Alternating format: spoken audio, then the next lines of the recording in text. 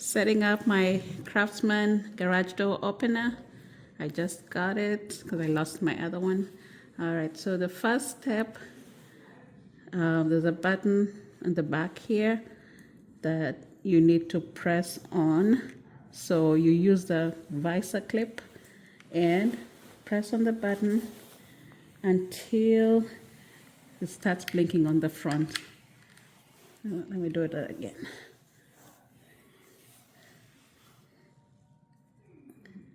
So it lights up on the front. So the next step, you press the button that I want to program. So I'll press this one and release, and then I press another button.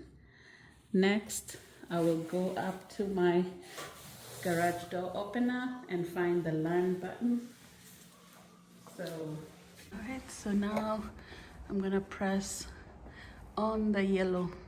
That's the model. It's a Craftsman model, and my learn button is yellow, but on some it's orange. So I'm gonna press it and notice it's lighting up. Light up, and then I'm gonna press on the middle button that I set up until it lights up. So, and now it's opening up my garage door. It's